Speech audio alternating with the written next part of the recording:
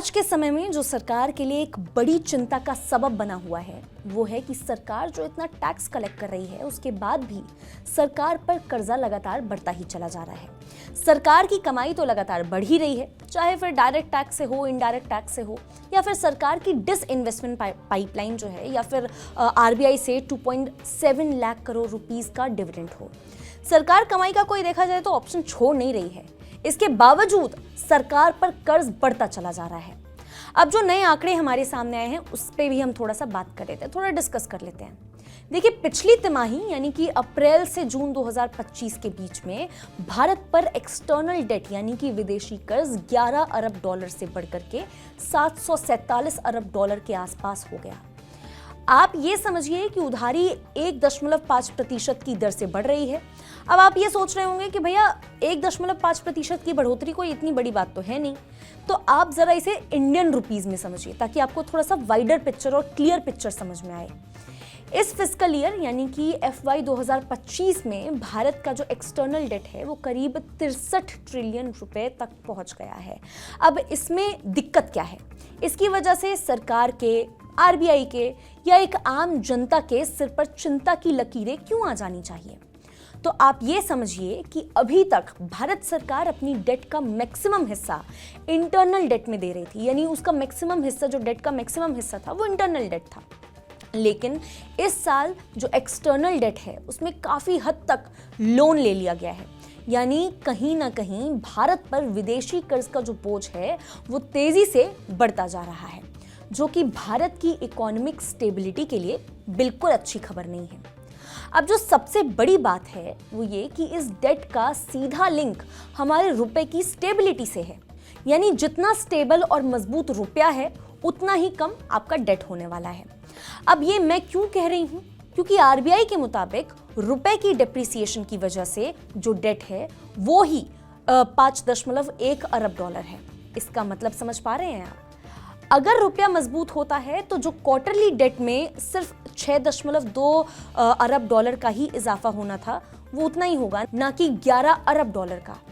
अब इस कर्जे का एक बड़ा हिस्सा जो कि करीब 54% के आसपास है सिर्फ अमेरिकी डॉलर में ही लिया गया है। इसके अलावा अगर बाकी डेट की हम बात करें तो वो जापानी येन और यूरो में लिया गया है।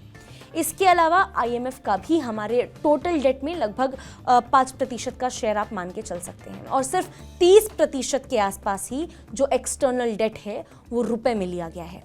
मतलब हमारे फॉरेक्स रिजर्व पर काफ़ी हद तक प्रेशर है जो बढ़ता चला जा रहा है। अब अगर फॉरेक्स की बात कर रहे हैं तो भारत के पास मार्च 2025 तक 668.3 बिलियन डॉलर का फॉरेक्स रिजर्व था। इस रिजर्व में हम अपने कुल एक्सटर्नल डेट का लगभग आप मान लीजिए कि 93% हिस्सा कवर कर सकते हैं, पर ये कवर साल दर साल जो है वो घटते चला जा रहा है। एक साल पहले हम अपने फॉरेक्स रिजर्व से अपने एक्सटर्नल डेट का लगभग 97% हिस्सा कवर कर सकते थे। पर एक जो इंटरेस्टिंग बात इसमें सामने आ रही है वो ये है कि भारत का डेट टू जीडीपी रेशियो मार्च से बढ़कर के 19.1% तक पहुंच गया है, जो जून में घटकर 18.9% पर आ गया है। हालांकि ये जो एक पॉजिटिव खबर है, पर फाइनेंशियल ईयर 2024 की अगर हम बात करते हैं तो ये 18.5% पर था, यानी पिछले साल ये डेट बढ़ा है। डेट टू जीडीपी रेशियो एक इकोनॉमिक इंडिकेटर है जो ये बताता है कि किसी देश का कुल डेट उसकी जीडीपी का जो आमदनी है, मतलब वो उसकी जीडीपी की जो आमदनी है उसको इंडिकेट करता है, उसका इंडिकेटर होता है। उसके मुकाबले कितना बढ़ा है, कितना घटा है, यानी ये जो रेशियो है किसी देश के फाइनेंशियल हेल्थ का एक बड़ा इंडिकेटर है। पर एक जो राहत की बात है वो ये है कि इसमें शॉर्ट टर्म डेट का हिस्सा लगभग 20% के आसपास ही है, लेकिन लॉन्ग टर्म डेट है जो वो बाकी 80% के आसपास है। तो ये ज़्यादातर पैसा जो है वो कैपिटल एक्सपेंडिचर में इस्तेमाल हो रहा है। पर कहीं ना कहीं ये बात ये भी है कि शॉर्ट टर्म डेट का हिस्सा फाइनेंशियल ईयर 2025 में बढ़ा है पहले से कंपैरेटिवली। ऐसे में सरकार ने बहुत सारे रिफॉर्म्स करने की भी कोशिश की है। इनमें से इनकम टैक्स में 12 लाख तक की छूट, GST 2.0 जैसी बातें अगर हम देखें तो वो सारी चीज़ें इसमें शामिल हैं। अब जैसे जैसे इसकी वजह से जो सरकार के बजट है उसमें लॉस होगा, उसको पूरा करने के लिए सरकार को कर्ज लेना पड़ेगा। इसके अलावा सरकार के अपने भी बहुत सारे खर्चे हैं, वो भी तो बढ़ते चले जा रहे हैं। फ्री राशन, मनरेगा, आयुष्मान योजना जैसी कई सारी वेलफेयर, जो सरकारी वेलफेयर स्कीम है, वो सरकार चला रही है, जिसका दबाव सरकार पर बढ़ता चला जा रहा है। इसकी वजह से शायद सरकार का जो फिजिकल डेफिसिट है, वो टारगेटिंग का लक्ष्य है, उस पर इम्पैक्ट आ सकता है। ये एक बड़ा सवाल है।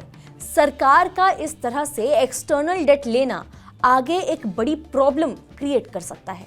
जो पैटर्न हम देख रहे हैं कि एक्सटर्नल डेट साल दर साल बढ़े चला जा रहा है, उसमें कोई रुकावट नहीं है, उस पर सरकार को कंट्रोल करना बहुत ही ज़्यादा ज़रूरी हो गया है।